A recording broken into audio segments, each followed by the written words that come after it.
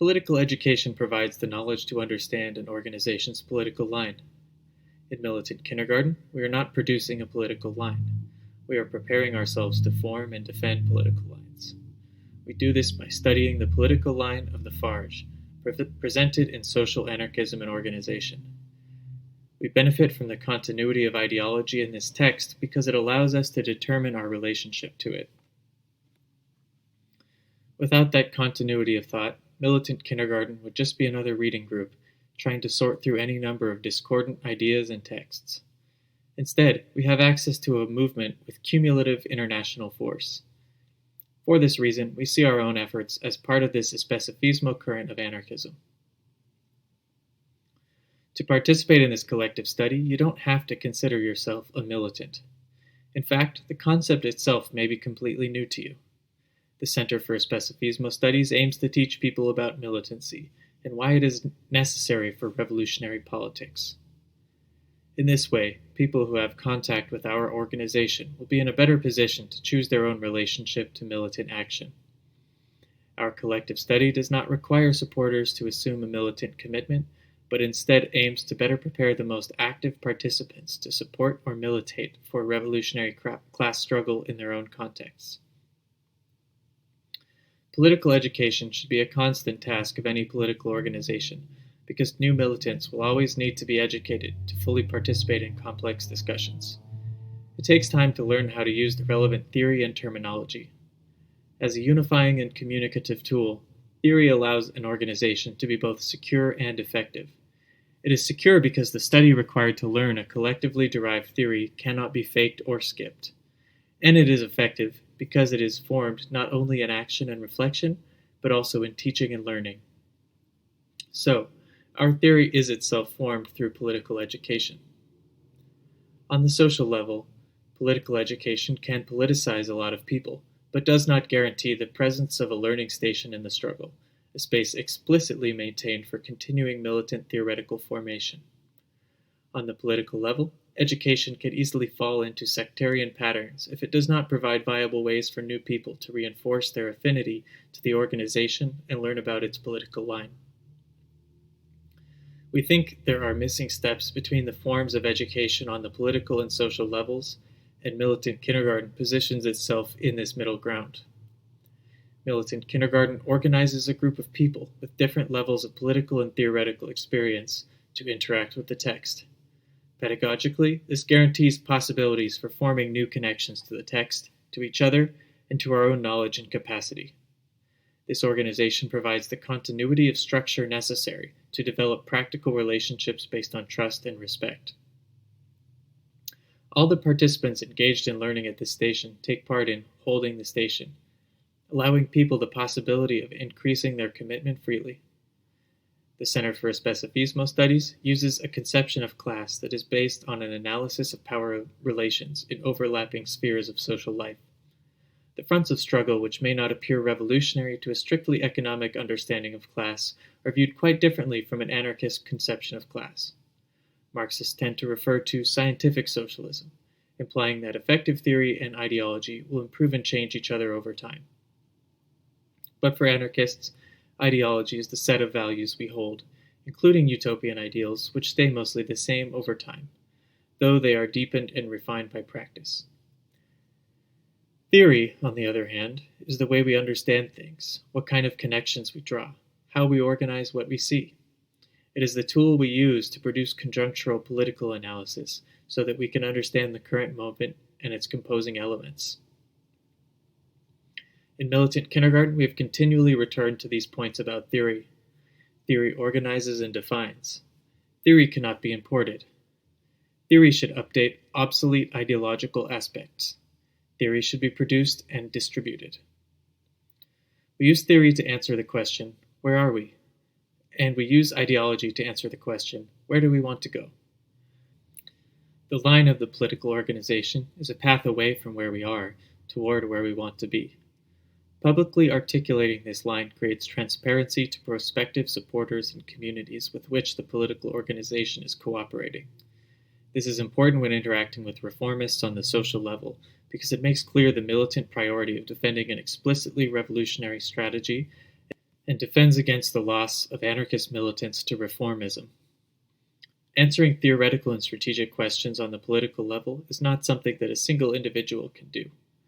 The line of the political organization must be discussed and formed within the organization so as to maximize its usefulness for collective action.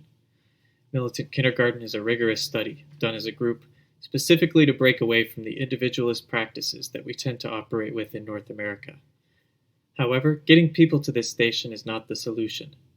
The effectiveness of our political education depends on how the practices influenced by it develop and whether they produce new theory or not. Theory should be a reflection of practice, both because its content should mirror practical experience and because its objective should be to analyze and improve practice through reviewing the content of these experiences. However, this reflection isn't a priority of mass movements, which mobilize around short cycles of struggle determined by need. On the social level, short-term objectives are winnable, but since they depend on popular unity, they allow less room for ideological development. The political level is the place for struggling to articulate and refine unified ideology, as well as the place for theoretical reflection on practice. And through this process of reflection, revolutionary theory deepens revolutionary ideology. Therefore, theory is itself a cycle. We consider anarchist militancy to be an ethical practice. The political organization should be aligned with social movements, not trying to gain control or instrumentalize them. Nevertheless, it should work towards the non-rejection, and ideally the acceptance, of its ideas in popular struggles. For us, the anarchist propaganda is a practice of social influence through the diffusion of liberatory history, ideology, and methodology. This kind of social work consists of movement through contested spaces, from one station in the struggle to another, carefully navigating spaces that don't outright reject anarchist ideas while continuing to work toward broader acceptance. Metaphorically, we can say that propaganda is a tool in the toolbox of theory. It is useful for some tasks and not for others, but it must always be paired with other actions. Like education, propaganda is not an end, and will never lead to revolutionary rupture on its own. We use the verb propagate to help us understand propaganda as something we do, and not something we have. Propaganda work should uplift popular protagonism, not political protagonism. That is to say, that it should popularize class struggle, and not just promote one brand, station, or organization to the exclusion of the masses. Propaganda needs to be recognizable on the social level in order to play an active role in defending and promoting the struggles of the dominated, exploited, and oppressed. If revolutionary ideas can effectively circulate in more places, they can progress real struggles in productive ways. Documentation of struggle and public presentation of this history are forms of propaganda that can be produced by the political organization. In the flow of this information from the political to the social level, people can decide for themselves what to do with it and how to interact with the political organization. You need a good understanding of militant commitment to be able to recognize its importance and engage with it freely, not coercively or only out of fear. It is the ethical and organized qualities of this kind of political propaganda which distinguishes it from hot takes. Social work propagates revolutionary ideas. The political organization performs social work to gain social insertion, which, in turn, makes propaganda more effective. Social insertion is not about ideologizing a movement, but rather about ensuring that our revolutionary anarchist perspective is one of the ideological elements present in mass movements and local communities. Social insertion is a long process of engaging in struggle, meeting people, and forming trusting relationships. This is the opposite of manipulative strategies that avoid working on the social level with people of different ideologies. Especifismo is against sectarianism, which only commits to working in already friendly spaces. Revolutionary ideas will not become more acceptable if they remain in non-contested stations away from the fronts of class struggle. Mutual aid is an essential activity during revolutionary struggle, but this work should always be of the people, not for the people, rejecting both the vanguardist and the charity approaches. And since unity of ideology isn't as important for achieving short-term gains, a group that is formed to provide mutual aid needs to have a practical unity, but not necessarily an ideological unity. For us, mutual aid, like education and propaganda, is not sufficient on its own to systematically meet society's needs and produce a revolutionary rupture with the ruling class order.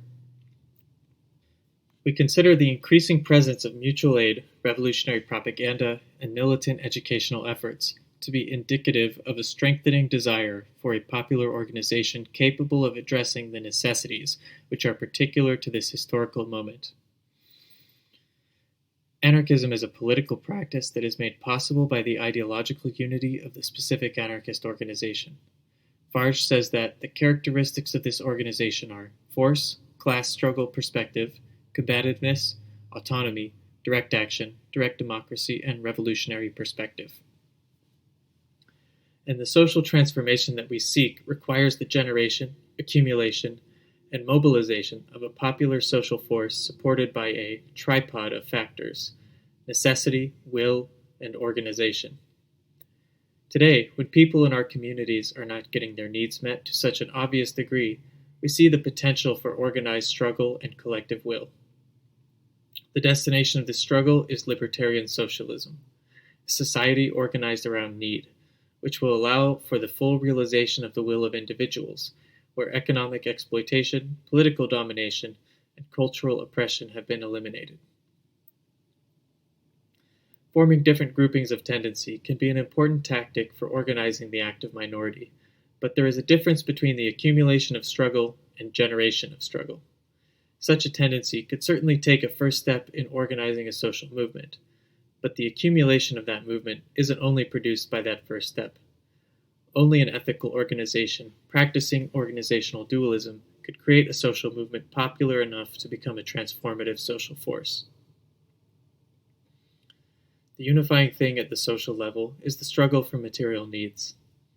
Unlike the political organization, the popular organization cannot consist of a single ideological perspective. Nevertheless, on the political level, maintaining an ideologically informed long-term vision is essential to militancy. It prevents people dropping off when short-term wins are accomplished. An active political level permits supporters of the political organization to focus on struggles taking place on the social level, and the presence of the anarchist political line in mass movements and popular struggles keeps people who can't be openly out as anarchists from being cut off from organized anarchism. They may benefit from statements and analyses published by the political organization. They may be in need of solidarity from revolutionaries. We aim to make the flows of social movements bigger and the ebbs smaller, until a time when they form a popular power capable of transforming society through self-management, causing a rupture with class-based society. For this reason, during times of demobilization and depoliticization, we are against tactics that try to scoop people up to join a political party or sect that plans to only focus on its own project. Revolutionary militancy should not be removed from the popular manifestations of class struggle. The political organization is not a vanguard that considers itself a beam of light ready to illuminate the social level.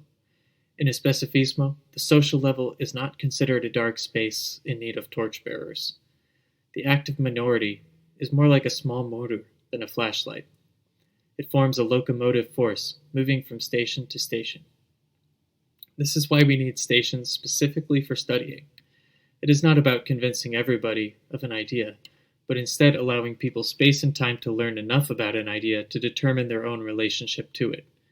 This ensures anarchist ideas stay connected to and continue to be formed by real people and real struggles.